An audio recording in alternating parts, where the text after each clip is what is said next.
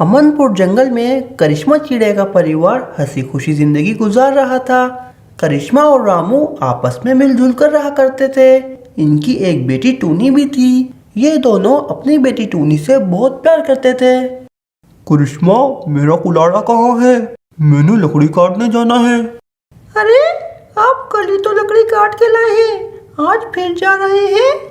वो सर्दी जो आने वाली है, मैंने सोचा थोड़ी लकड़ी जमा कर दूं कि सर्दी के मौसम में हमें परेशानी ना हो। फिर करिश्मा चिड़िया रामू को उसका कुलाड़ा दे देती है और रामू चिड़ा अपना कुलाड़ा लेकर जंगल की तरफ निकल जाता है। ऐसे ही मज़ेदार कार्टून देखने के लिए हमारे चैनल को सब्सक्राइब करें। Please like, comment and share. बारिशें होने के कारण जंगल की सारी लकड़ी गीली थी। रामू सूखी लकड़ी की तलाश में उड़ता रहता है और बहुत आगे चला जाता है। वहाँ उसे एक सूखा पेड़ दिखाई देता है तो वो उस पेड़ में से लकड़ी काटना शुरू कर देता है। मैं बहुत थक गया हूँ, जिस कारण मेरे से कुलाड़ा भी नहीं चलाया जा रहा। मैं एक काम करता हूँ, थोड़ी देर आराम कर लेता हूँ और फिर लकड़ी काट लूँगा। इसी तरह रामू पेड़ की एक डाल पर सो जाता है और थकन के मारे उसकी आंख नहीं खुलती।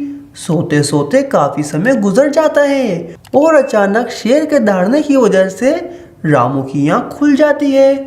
अरे बाप रे, ये क्या हो गया? मैं तो इतना लंबा ही सो गया। अब तो शाम होने को आई है और मैंने अभी तक लकड़ी भी नहीं काटी। अब जल्दी से थोड़ी सी लकड़ी काट के ले जाता हूँ। रामू चिड़ा जल्दी जल्दी लकड़ी काट ही रहा था कि इतने में इसके हाथ से कुल्हाड़ा छूटकर इसके पर लग जाता है और रामू चिड़ा पेड़ से गिर जाता है।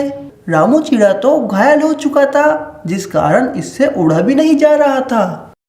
बेटा टूनी, रात हो चुकी है और तुम्हारे पिताजी अभी तक नहीं आए।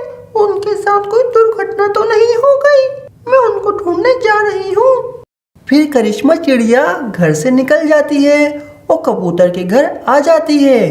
वो कबूतर के दरवाजे पर दस्तक देती है तो कबूतर बाहर आ जाता है। ऐसे ही मज़ेदार कार्टून देखने के लिए हमारे चैनल को सब्सक्राइब करें। Please like, comment and share. कबूतर भैया, आपने रामू को देखा है? रामू अभी तक घर नहीं आए। नहीं, मैंने तो रामू को नहीं देखा। आप मेरे साथ रामू को ढूंढवाने चले। फिर करिश्मा और कबूतर रामू की तलाश में निकल जाते हैं। वो उड़ते जाते हैं और रामू को आवाज लगाते रहते हैं। रामू जी, कहाँ हैं आप? रामू, कहाँ हो तुम? वो आगे जाते रहते हैं और आवाज भी लगाते रहते हैं। रामू जी, कहाँ हैं आप? रामू के कानों में जैसे ही करिश्मा की आवाज जाती है, रामू भी तुरंत करिश्मा को आवाज लगाता है। करिश्मा, मैं यहाँ हूँ, इस पेड़ के पास। फिर ये दोनों रामू को देख लेते हैं और रामू के पास चले जाते हैं और उसे उठाकर घर ले आते हैं। करिश्मा चिड़िया रामू के पट्टी बांध देती है। कबूतर भी अपने घर चला जाता है। करिश्मा, अब अपने घर का गुजर बसर कैसे होगा?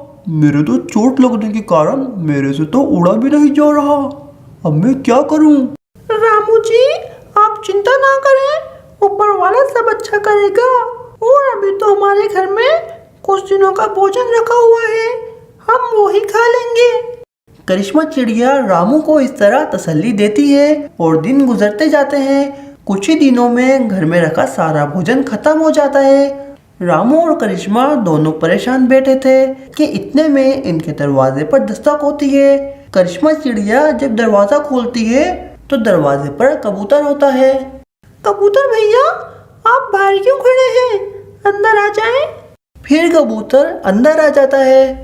करिश्मा, ये लो, ये दोनों पोटली मैं तुम्हारे लिए लाया हूँ। इसमें एक में गंदुम के दाने हैं और दूसरी में चावल के दाने हैं। कबूतर भैया, आपका बहुत बहुत धन्यवाद कि आपने इस मुश्किल समय में हमारा साथ दिया। आपका हम पे बहुत बड़ा एहसान है। नहीं करिश्मा, मैंने तुम लोगों पर एहसान नहीं किया, बल्कि अपने पड़ोसी होने का हक अदा किया है। फिर कबूतर वहाँ से चला जाता है और रात हो जाती है।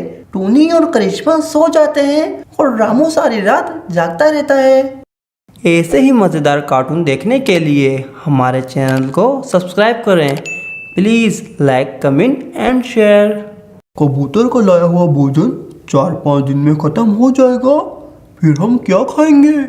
रामू सारी रात ये सोचता रहता है और सुबह हो जाती है। सुबह के होते ही कालू कौवा करिश्मा के घर आ जाता है। रामू, मैं तुम्हारे लिए चावल के दाने लाया हूँ। मुझे कल ही कबूतर ने बताया कि तुम लकड़ी काटते हुए घायल हो गए, जिस वजह से तुम काम पर भी नहीं जा रहे।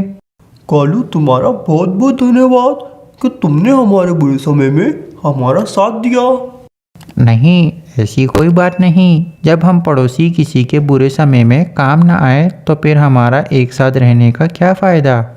फिर कालू वहाँ से चला जाता है। इसी तरह दिन गुजरते रहते हैं। कुछ ही दिनों में रामू भी ठीक हो जाता है और अब तो वो अपना भोजन भी तलाश करने लग गया था। तो दोस्तों, हमें बुरे समय में एक दूसरे के काम आना चाहिए, ना कि एक दूसरे का मजाक उड़ाना चाहिए।